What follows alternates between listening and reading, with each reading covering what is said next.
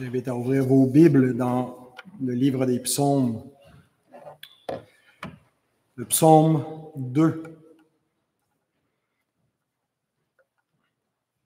Que le Seigneur bénisse sa parole. Pourquoi ce tumulte parmi les nations, ces vaines pensées parmi les peuples? Pourquoi les rois de la terre se soulèvent-ils et les princes se liguent-ils avec eux contre l'Éternel et contre son oint? Brisons leurs liens, délivrons-nous de leurs chaînes. Celui qui siège dans les cieux rit. Le Seigneur se moque d'eux. Puis il leur parle dans sa colère, il les épouvante dans sa fureur. C'est moi qui ai oint mon roi sur Sion, ma montagne sainte. Je publierai le décret. L'Éternel m'a dit, tu es mon fils. Je t'ai engendré aujourd'hui. Demande-moi et je te donnerai les nations pour héritage, les extrémités de la terre pour possession. Tu les briseras avec une verge de fer. Tu les briseras comme le vase d'un potier. Et maintenant, roi, conduisez-vous avec sagesse.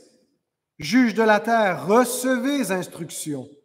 Servez l'Éternel avec crainte et réjouissez-vous avec tremblement. Baisez le Fils de peur qu'il ne s'irrite et que vous ne périssiez dans votre voie, car sa colère est prompte à s'enflammer.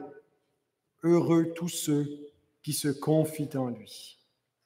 Amen.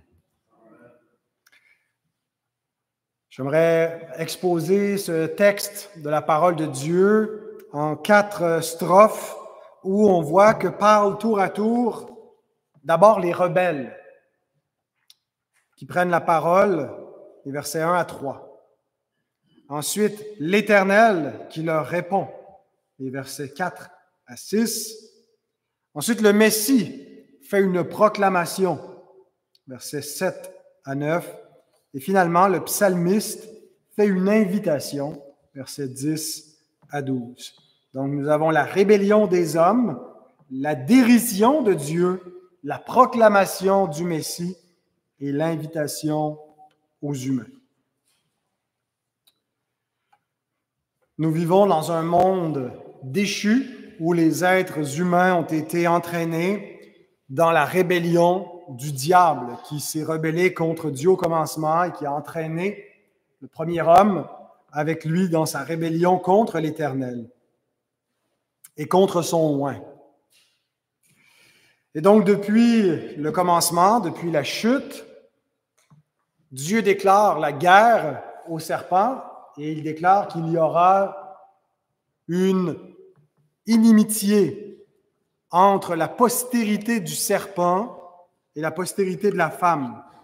La postérité de la femme, c'est le Christ et ceux qui sont en Christ.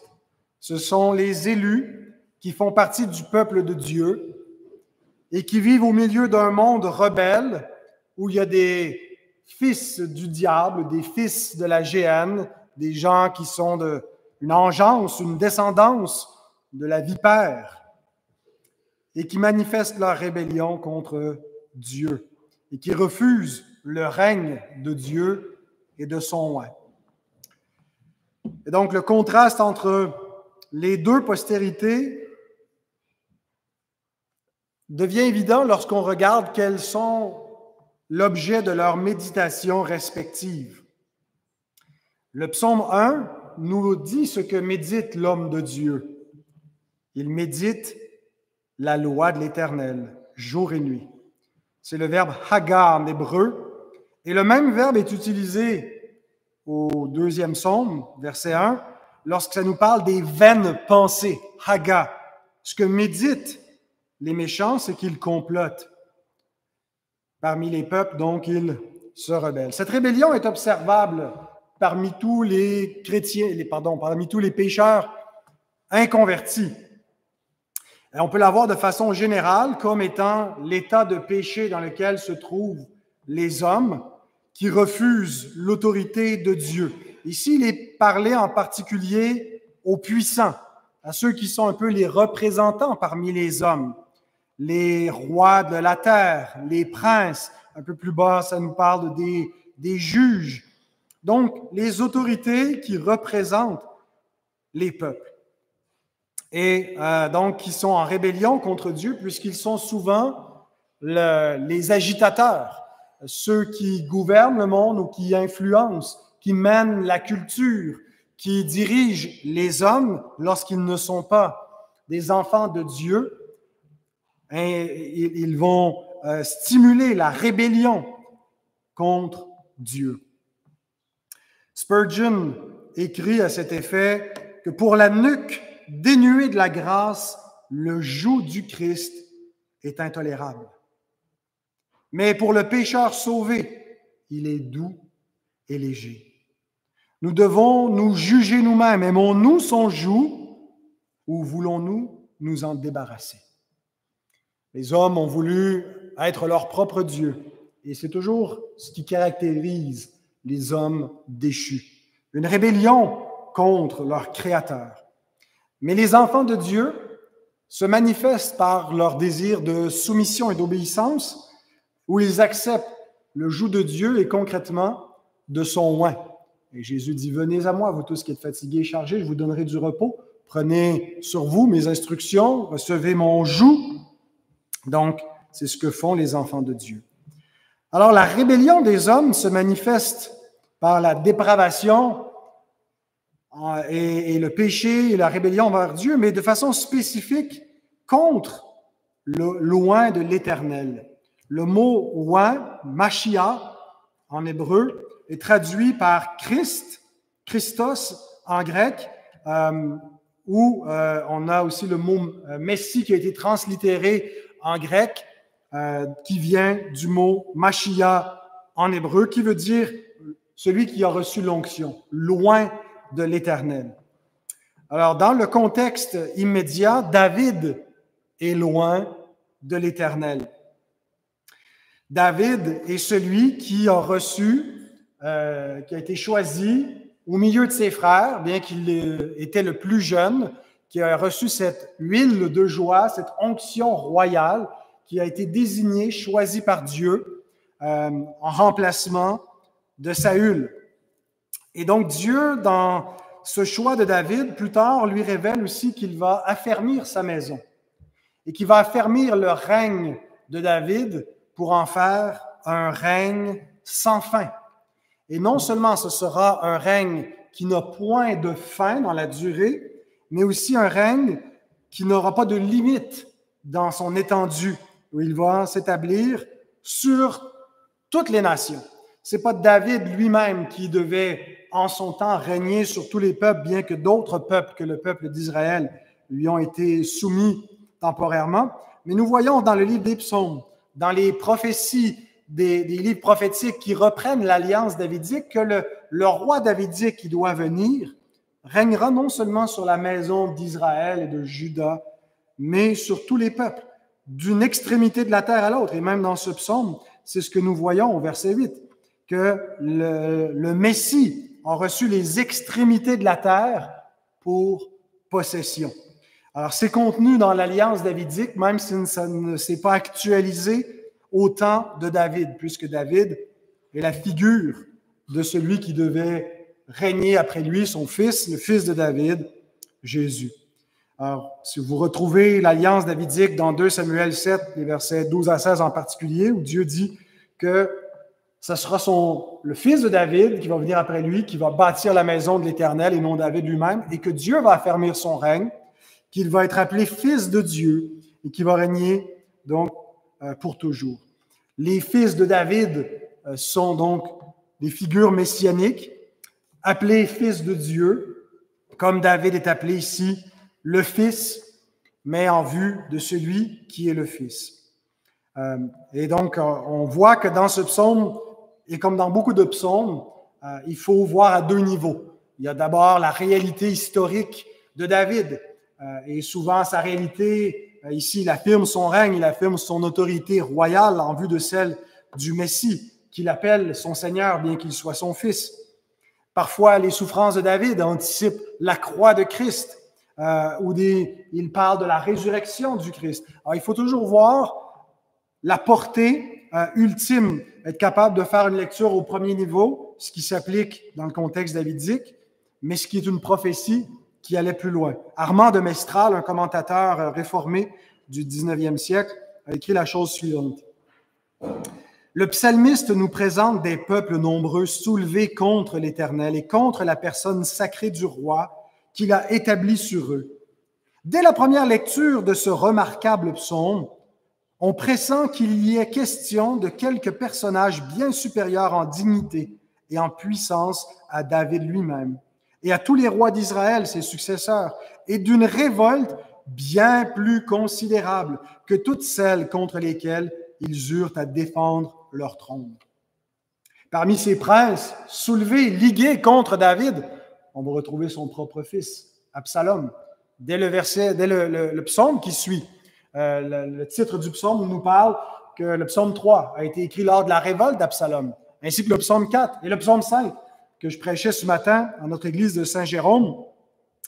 Et ce psaume 5 est cité dans l'épître de Paul aux Romains, chapitre 3, verset 13, où il prend une partie du psaume 5 qui est dans le contexte de la rébellion d'Absalom et dans ses paroles d'arrogance où il veut renverser loin de l'Éternel. Mais David fait une application universelle. Ceci représente les pécheurs rebelles envers Dieu, qui ne veulent pas du règne de Dieu et qui ne veulent pas du règne messianique. Dieu a établi un oint. Donc, il y a une portée immédiate. Et pour David, il y avait ce combat pour défendre son trône, même contre son propre fils révolté. Mais ce que nous voyons, c'est un complot plus grand contre le Fils de Dieu. Et le Nouveau Testament nous donne l'accomplissement de ce psaume et de la rébellion des hommes qui complotent ici dans les versets 1 à 3 lors du complot contre Jésus. Vous pouvez tourner dans Acte 4. Acte 4, nous allons lire les versets 23 à 31.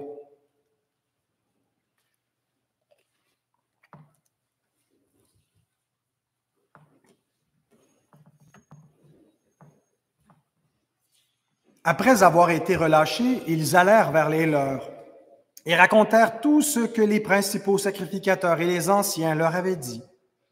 Lorsqu'ils l'eurent entendu, ils élevèrent la voix tous ensemble et dirent « Seigneur, toi qui as fait le ciel, la terre, la mer et tout ce qui s'y trouve, c'est toi qui as dit par le Saint-Esprit, par la bouche de notre Père, ton serviteur David, pourquoi ce tumulte parmi les nations et ces vaines pensées parmi les peuples?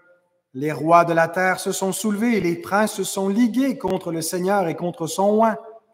En effet, contre ton saint serviteur, Jésus, que tu as oint, Hérode et Ponce Pilate se sont ligués dans cette ville avec les nations et avec les peuples d'Israël pour faire tout ce que ta main, ton conseil avait arrêté d'avance.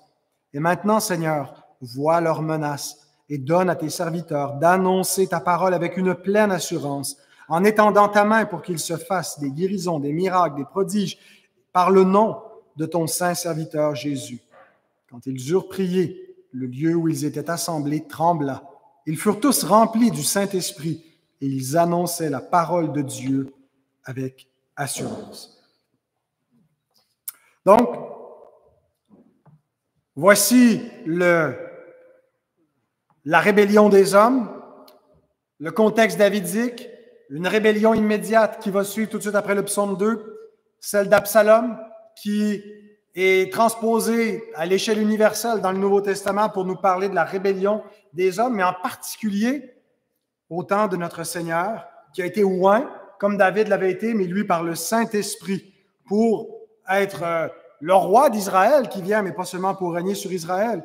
Et Hérode, Ponce Pilate, les païens et les Juifs complotent ensemble pour rejeter le règne que Dieu veut établir sur les hommes, le royaume de Dieu établi dans la personne du Christ. Quelle est la réponse de Dieu vis-à-vis de la rébellion des hommes? Nous la lisons dans les versets 4 à 6. Celui qui siège dans les cieux rit. Le Seigneur se moque d'eux. À vue humaine, parfois, les royaumes des hommes semblent triompher, semblent dominer. Les endroits dans le monde où le christianisme est interdit de citer, les chrétiens ne semblent pas dominer la culture. Ils sont cachés dans les antres de la terre. Ils sortent la nuit pour pouvoir se réunir sans se faire voir. Ils sont persécutés. Et il semble que ce sont les méchants qui dominent, qui triomphent, qui établissent le règne qu'ils veulent avoir. Mais Dieu se rit de leur rébellion. Et bien qu'ils complotent, tout en complotant et en cherchant à briser les liens que Dieu veut placer pour dominer sur les hommes, ils accomplissent même le plan divin. Regardez encore ce que Pierre déclare dans le texte que nous venons de lire, dans Actes 4, 27 et 28. En effet, contre ton saint serviteur Jésus que tu as oint, Hérode et Ponce Pilate se sont ligués dans cette ville avec les nations et les peuples d'Israël pour faire tout ce que ta main et ton conseil avaient arrêté d'avance. Voilà comment le Seigneur rit. Voilà comment il se moque de leur plan. Votre plan, vos complots pour empêcher le plan de Dieu s'inscrit dans le décret, dans le conseil souverain de Dieu pour faire arriver exactement ce que Dieu déterminait d'avance. En livrant à la mort le Messie de Dieu, ils l'ont fait conquérant de la mort. Ils ont accompli le dessein divin en manifestant publiquement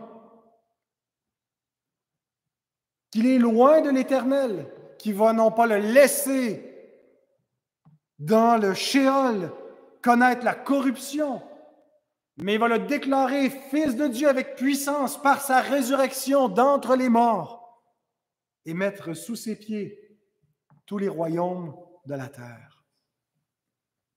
Ils font des complots contre Dieu, mais il est impossible de gagner contre lui. C'est le Dieu souverain et le royaume de son Christ est invincible. Parce qu'il est différent par sa nature des autres royaumes qui avancent par la domination des hommes, en les tyrannisant, qui avancent par la force de l'épée. Mais ce n'est pas par l'épée, mais par l'Esprit et par sa parole que Dieu bâtit son royaume. Les hommes, dans leur folie, continuent de s'opposer à Dieu et à son plan. Alors voici ce que Dieu dit aux hommes au verset 6. « C'est moi qui ai oint mon roi sur Sion, ma montagne sainte. » La religion chrétienne n'est pas une création humaine. C'est Dieu lui-même qui a établi Jésus-Christ roi et Seigneur et qui appelle tous les hommes à fléchir le genou devant son oint et à embrasser son Fils.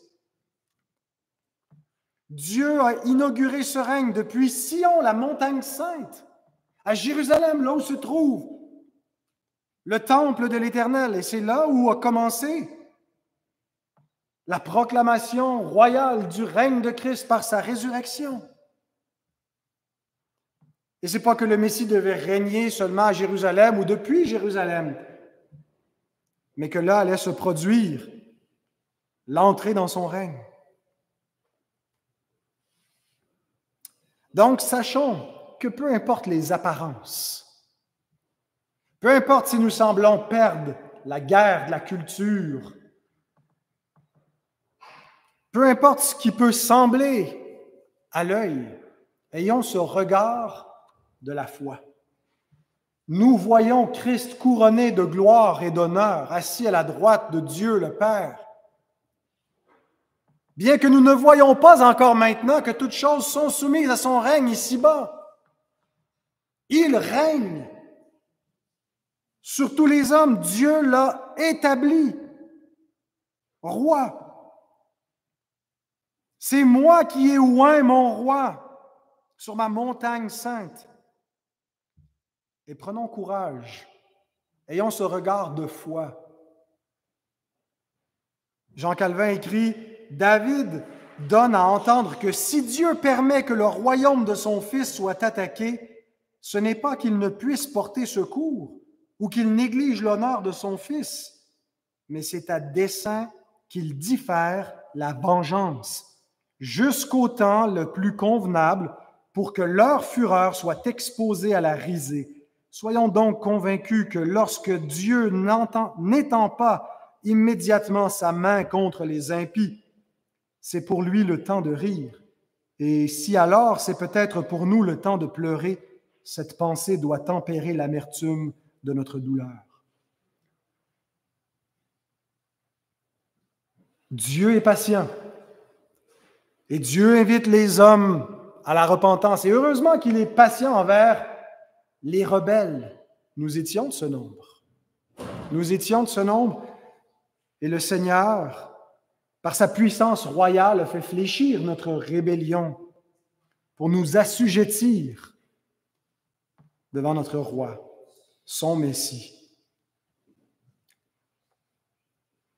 Donc, peu importe les apparences, peu importe si ce royaume semble être la risée, méprisé, écrasé de toutes parts, qu'on ait des brebis qu'on mène à la boucherie à longueur de jour, dans toutes ces choses, nous sommes plus que vainqueurs. Nous sommes du côté du Tout-Puissant. Si Dieu est pour nous, qui sera contre nous? Même la mort ne peut rien faire pour détruire ce royaume.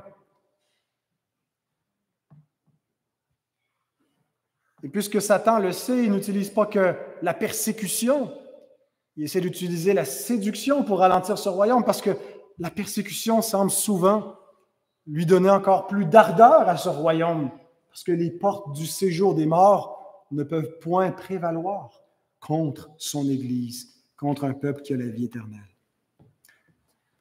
Donc Dieu se moque de la rébellion des hommes et de tout ce qu'ils peuvent faire pour manigancer, pour nuire à son royaume.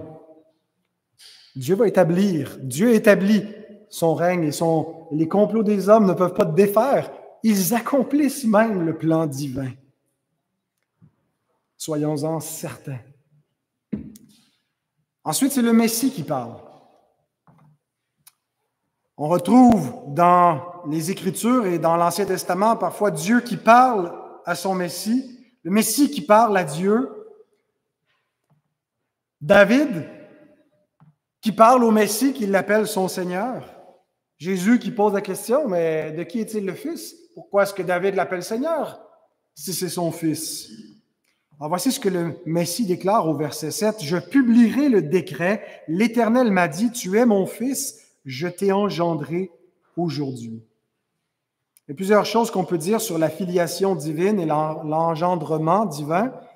D'abord, il y a un sens humain où David et ses fils sont appelés fils de Dieu, dans un sens un peu de royal. Les rois qui sont souvent dans le Proche-Orient vus comme des fils de Dieu. Alors, Israël aussi un peu cette notion-là, mais de façon orthodoxe, pas comme chez les empereurs égyptiens ou autres qui divinisaient. C'est pas lorsque David ou ses fils sont appelés fils de Dieu, on les divinise pas. Et on ne pense pas que tout ce qu'ils font est acceptable. Ils sont souvent désapprouvés par Dieu qui discipline ses fils avec une verge. Mais comme ayant reçu le règne, c'est eux qui administrent le règne de Dieu parmi les hommes qui était à l'époque contenu sur la nation d'Israël seulement. Dieu n'avait pas encore établi le trône de son roi sur toutes les nations à ce moment.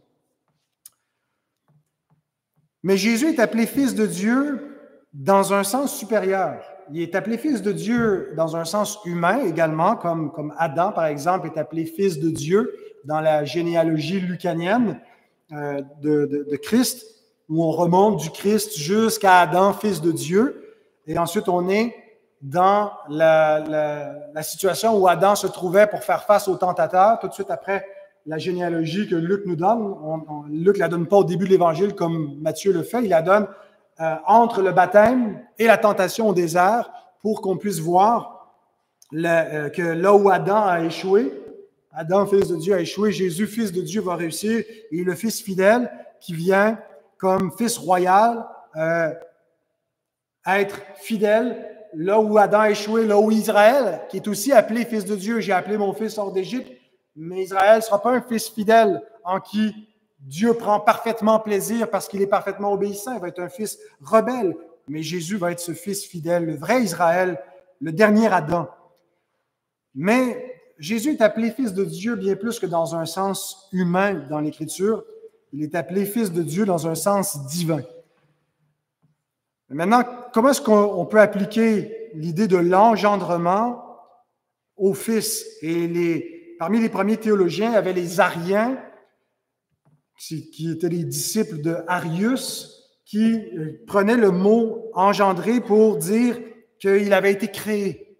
Que quand l'Écriture nous dit qu'il a engendré son Fils, c'est qu'il a causé son existence. Il fut un temps où le Fils n'existait pas, de dire Arius, et Dieu l'a engendré, il a créé un Fils à son image. Et la réponse des chrétiens, la réponse orthodoxe qu'on retrouve dans le concile de Nicée de 325, on va célébrer le 1700e anniversaire là, dans un an et demi de ce concile, affirme que engendrer ne veut pas dire créer, engendrer non créer. Que ça nous parle d'une relation qui est entre les deux, mais c'est une relation d'éternité. Ce n'est pas l'idée qu'il y a un acte de création, mais qu'il y a une relation qui est établie entre deux personnes, le Père et le Fils. Et le Père est éternellement Père et le Fils est éternellement Fils. Et donc, l'engendrement est un engendrement éternel. Donc, il n'est pas passé du non-être à l'être, mais il y a une relation entre le Père et le Fils qui est similaire à celui de l'engendrement. C'est un langage analogique pour nous aider à comprendre de façon humaine quel genre de relation il existe entre la première et la deuxième personne divine. Le Fils vient du Père, procède du Père, est engendré par le Père, mais il n'a pas été créé. Il est éternellement son Fils. Augustin se sert de ce psaume pour expliquer ces choses. Il écrit « Dans l'éternité, il n'y a rien qui soit passé, qui aurait cessé d'être, ni futur, qui n'existe pas encore. Il n'y a que du présent, parce que ce qui est éternel est toujours. Par cette phrase, je t'ai engendré aujourd'hui, la foi la plus vraie et la plus catholique proclame l'engendrement éternel et la puissance de la sagesse de Dieu qui est le Fils unique. Donc, le aujourd'hui, c'est un aujourd'hui pour Dieu. Et Dieu n'a pas d'hier et il n'a pas de demain. Dieu est, il est l'Éternel.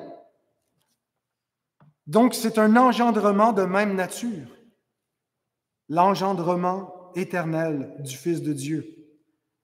D'ailleurs, Augustin, en commentant sur 1 Jean 2, 5 à 21, il écrit « Engendré du Père, engendré de l'éternité et dans l'éternité, sans commencement, sans fin et sans succession de moments, parce qu'il est ce qui est, parce qu'il est lui-même celui qui est, celui qui fait un avec le Père, celui qui est dans le sein du Père et qui est venu du Père pour nous révéler Dieu, celui qui est la parole de Dieu, parole créatrice, parole éternelle, faite chair. »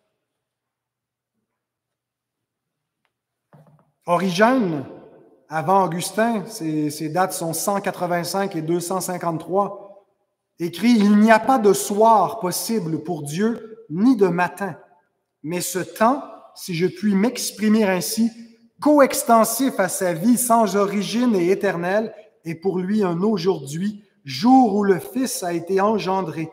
Par conséquent, on ne peut trouver ni le commencement, ni le jour de sa génération. » C'est une génération éternelle. Cependant, vous noterez que dans le Nouveau Testament, souvent le psaume 2 est cité et appliqué dans le contexte de l'incarnation. Et pas simplement pour nous parler de l'engendrement éternel du Fils, mais l'appliquer dans un sens plus humain, lié à sa mission comme rédempteur. Et ce passage est cité lors du baptême de Jésus, « Tu es mon Fils ». Il est déclaré publiquement Fils de Dieu. La voix de Dieu se fait entendre. Et le baptême, c'est le rite d'ordination par lequel il entre publiquement dans son office de rédempteur. oint ou ordonné, baptisé par Jean-Baptiste, pas un baptême de repentance pour lui, mais comme une ordination publique. Jean-Baptiste, qui est lui-même fils de Zacharie, sacrificateur, donc il procède selon les rites de la loi pour consacrer Jésus dans son ministère sacerdotal. Et à ce moment-là, Dieu le déclare fils. Et ce même passage, donc non seulement il est déclaré à l'inauguration du ministère de Jésus, mais lorsqu'il l'accomplit lors de sa résurrection, puisqu'il est cité dans le livre des Actes, au chapitre 13, versets 32 et 33. « Et nous vous annonçons cette bonne nouvelle que la promesse faite à nos pères, Dieu l'a accomplie pour nous, leurs enfants, en ressuscitant Jésus selon ce qui est écrit dans le psaume 2e. Tu es mon fils, je t'ai engendré aujourd'hui. » Alors, si vous regardez comment l'Écriture prend ce psaume 2, nous voyons l'engendrement éternel dans ce qu'on appelle l'éternité passée, non pas qu'il y ait un passé pour Dieu, mais pour nous, c'est avant que le monde existe. Il existe, et de toute éternité, il est le Fils de Dieu, qui doit tout recevoir comme héritage avant la fondation du monde. Mais lors de son incarnation, et lors de sa présentation à Israël, déclaré fils de Dieu, encore le psaume 2, et lors de sa résurrection, qui est en quelque sorte un nouvel engendrement de sa nature humaine qui était morte, mais qui est ramenée à la vie, sans père, sans mère. Donc celui qui est sans commencement de vie et qui a été préfiguré par un grand prêtre roi, qui était la figure du grand prêtre roi éternel, Melchisédek. Hébreux 5, 5 et 6. Christ ne s'est pas non plus attribué la gloire de devenir souverain sacrificateur, mais il la tient de celui qui lui a dit « Tu es mon fils, je t'ai engendré aujourd'hui. » Comme il dit encore ailleurs, « Tu es sacrificateur pour toujours selon l'ordre de Melchisédek. » Donc ce psaume 2 connecté avec le psaume 110, « Tu es sacrificateur pour toujours selon l'ordre non pas d'Aaron, une prêtrise ou un sacerdoce transitoire, déficient, mais Melchisédek, qui est la figure de celui qui doit venir, parce que la façon que l'Écriture le présente, comme souverain sacrificateur du Dieu très haut, qui est son père? Qui est sa mère? Quand est-ce qu'il a commencé à vivre? Quelles sont les années de sa vie? Quand est-ce qu'il est mort? Tous ces éléments ne sont pas mentionnés pour Melchisédek, parce qu'il est utilisé par l'Esprit de Dieu comme figure de Jésus-Christ, le grand prêtre éternel, Fils de Dieu, qui, par sa résurrection d'entre les morts, sa nature humaine n'est pas générée par un père et par une mère, et celui qui est un prêtre éternel parce qu'il n'y a pas de commencement de vie dans l'éternité, mais qui va régner pour toujours, et qui occupe deux offices qui étaient interdits d'être occupés par la même personne. Saül a été condamné par Dieu et la royauté lui a été enlevée par sa première faute parce qu'il a offert le sacrifice et ça ne lui était pas permis. Et ça a été le commencement de la fin pour lui.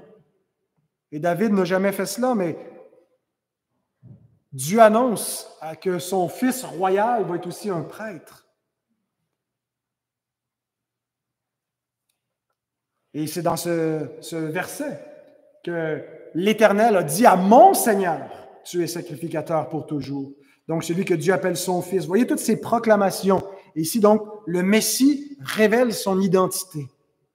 Il proclame ses titres, mais il proclame aussi son autorité royale.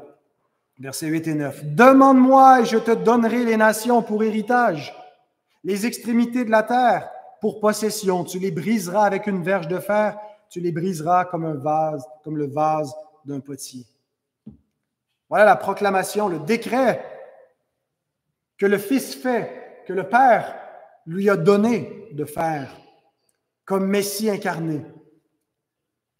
Le trône de David ne devait pas être établi uniquement sur Israël, mais jusqu'aux extrémités de la terre. Non pas par David lui-même, mais par son fils. Vous lirez le psaume 72, qui annonce qu'il va régner d'un océan à l'autre. Maintenant, pourquoi le Fils de Dieu doit demander son héritage? Demande-moi, je te donnerai les nations pour héritage. Selon la nature divine, il ne reçoit pas le règne. Il règne éternellement. Dieu ne peut pas recevoir son règne de qui que ce soit. Il n'y a personne qui peut donner à Dieu son règne. Mais selon la nature humaine, comme fils de Dieu incarné, comme roi messianique, il n'a pas commencé comme roi. La Bible ne nous dit pas qu'il s'est incarné en roi, il s'est incarné en serviteur. Il est venu comme un homme, comme un simple homme, comme un serviteur qui s'est abaissé jusqu'à la mort.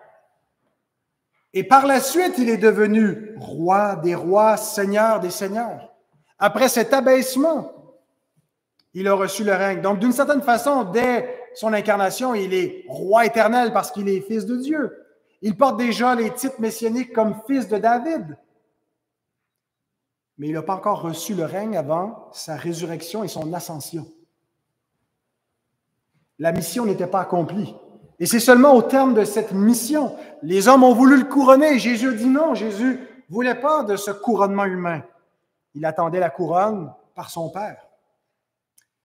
Et avant son ascension, Jésus déclare dans Matthieu 28, verset 18, « Tout pouvoir m'a été donné dans le ciel et sur la terre. » Maintenant, pourquoi est-il dit qu'il va briser avec une verge de fer les nations? Le même mot, la verge, le shebet, est à la fois la houlette du bon berger, dans le psaume 23, et le sceptre royal de la justice, dans le psaume 45. Et ces deux éléments correspondent au règne du Messie. Il est le bon berger, sauveur, et le roi juge. Il est celui qui vient subir le jugement et qui va exécuter le jugement. Et ces deux éléments correspondent aux deux venues du Messie. Il n'est pas venu d'abord pour juger, il est venu pour sauver. Et pour sauver, il a dû subir le jugement.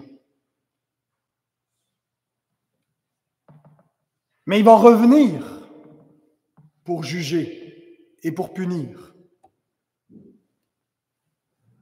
Et tout ce que le psaume 2 enseigne trouve un écho dans la prédication de l'apôtre Paul aux Athéniens, qu'on retrouve dans Actes 17, versets 30 et 31.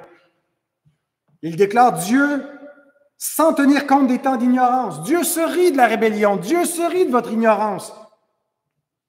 Comme il se rit de ces bruits qui courent parmi les hommes, qui se rebellent, qui ne veulent pas de l'Éternel et de son règne. Libérons-nous de cette chaîne. Dieu ne tient pas compte des temps d'ignorance et il annonce maintenant à tous les hommes en tout lieu qu'ils ont à se repentir parce qu'il a fixé un jour où il jugera le monde selon la justice par l'homme qu'il a désigné, ce dont il a donné à tous une preuve certaine en le ressuscitant des morts. Et leur réponse, c'est quoi? Ils continuent à se moquer. Nous t'entendrons là-dessus une autre fois. Voyons, la résurrection d'entre les morts. Ils se moquent. Mais certains répondent. Et la même invitation est faite à tous les humains. Le message dont les apôtres ont été faits ambassadeurs pour amener toutes les nations à l'obéissance de la foi et à la soumission au Christ est aussi proclamé à la fin de ce psaume, versets 10 à 12. Et c'est le mot final où on a l'invitation du psalmiste aux humains. Et maintenant, roi, conduisez-vous avec sagesse, juge de la terre, recevez instruction, servez l'Éternel avec crainte et réjouissez-vous avec tremblement. Baisez le Fils de peur qu'il ne s'irrite et que vous ne périssiez dans votre voie, car sa colère est prompte à s'enflammer. Heureux tous ceux qui se confient en lui. Vous notez qu'il s'adresse aux rois et aux juges, non pas parce que cette invitation les concerne exclusivement, mais parce que par eux, tous les hommes sont impactés en vue du salut. Et c'est pourquoi l'apôtre Paul, dans 1 Timothée, chapitre 2, versets 1 à 7, nous dit que, parce que Dieu veut sauver tous les hommes, nous invite à prier pour les rois, pour ceux qui sont élevés en dignité. Qu'il y a une corrélation entre le règne des hommes et le règne du Christ en vue du salut pour des temps de paix qui vont favoriser la prospérité de l'Église et permettre la progression de l'Évangile et du règne de Christ sur les hommes. Et nous sommes appelés continuellement comme chrétiens à prier pour les autorités, pas de n'importe quelle façon, pour qu'ils règnent et dirigent de façon juste, intègre, mais aussi pour le salut de ceux qui sont élevés en dignité, pour leur conversion et leur soumission au Fils de Dieu. Parce qu'ils sont appelés à servir Dieu et à embrasser le Fils en tant qu'autorité. Mais qu'est-ce que ça veut dire exactement? J'ai aimé Augustin. Pensons à Augustin qui vit dans un contexte où l'Empire romain a longtemps été dirigé par des empereurs païens qui servaient des faux dieux. Et depuis le début du 4e siècle, l'empereur Constantin s'est converti, puis là, il y a un changement, et là, on a une cohabitation entre un empire qui est encore paganisé à bien des égards, mais où l'empereur a embrassé Christ. Et certains considèrent que ça a été le coup fatal au christianisme qui va faire éventuellement le césaropapisme, puis on peut effectivement voir certaines connexions du mélange du pouvoir de l'Église qui perd un petit peu sa nature spirituelle pour devenir de plus en plus une force politique et va être corrompu à un bon moment donné par ce pouvoir-là. Mais Augustin donc vit un peu plus d'un siècle après la conversion de Constantin et dans un contexte d'un empire avec beaucoup de chrétiens et beaucoup de païens. Hein. Puis il va écrire aussi un livre de théologie qui va vraiment marquer la pensée chrétienne, la cité de Dieu, où il nous parle finalement de cette cité des hommes, mais de la cité de Dieu, le royaume de Dieu parmi les hommes et de la relation entre les deux. Et en commentant le psaume 2, il dit quelque chose d'intéressant. Le souverain, donc le roi, l'empereur, le prince, sert Dieu en tant qu'homme et en tant que roi. Il le sert en tant qu'homme en vivant selon la foi. Donc individuellement, comme homme, comme personne, il est appelé, comme tous les hommes, à se convertir à Christ. C'est pas parce qu'il est roi qu'il n'est pas concerné par cet appel à la repentance.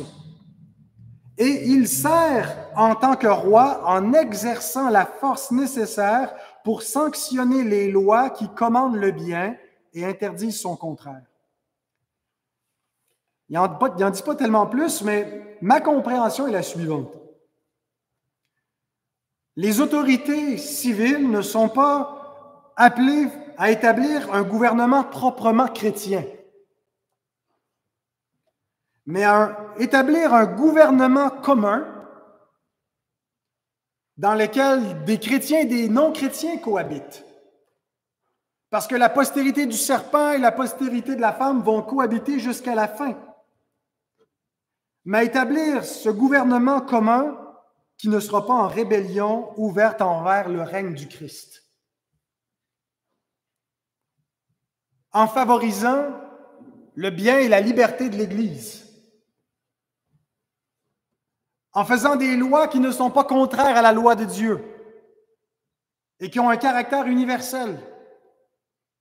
Je ne pense pas qu'il leur est donné d'établir exactement la première table de la loi, c'est-à-dire de déterminer le culte, qui on doit adorer et comment on doit l'adorer, parce que ça, c'est la juridiction de l'Église.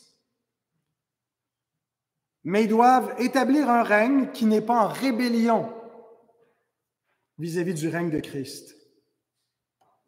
Un royaume où cohabitent la réjouissance et la crainte. Réjouissez-vous avec tremblement.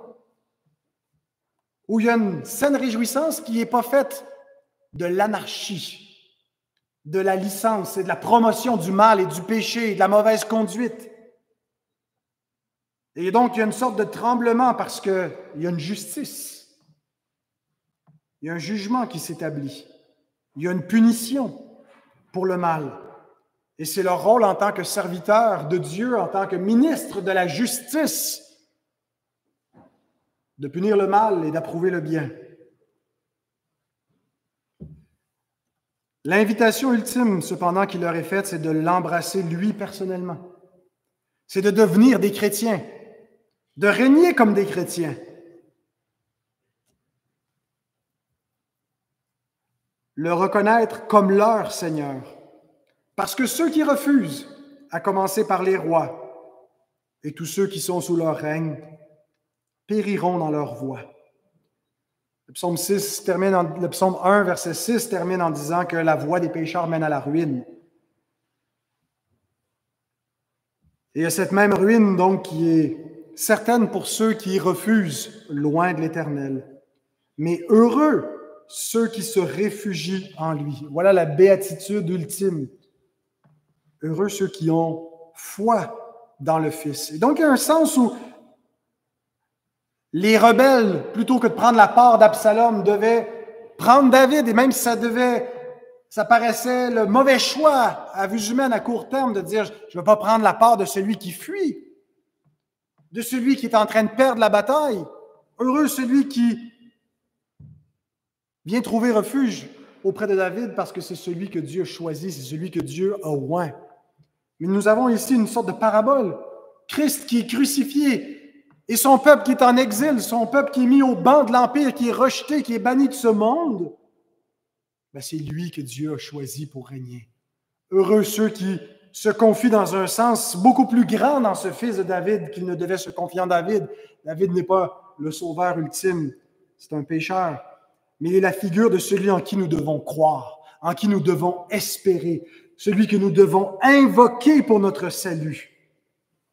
Et c'est intéressant que ce dont il faut se réfugier en lui, c'est quelque chose qui vient de lui, sa colère, qui est prompte à s'enflammer. Heureux tous ceux qui se réfugient en lui, parce que sa colère est prompte à s'enflammer contre ceux qui ne le font point. Et la façon de se réfugier de sa colère, c'est pas de se sauver de lui. Comme l'écrit Derek Kidner, il n'y a aucun refuge loin de lui, seulement en lui. Que Dieu bénisse sa parole.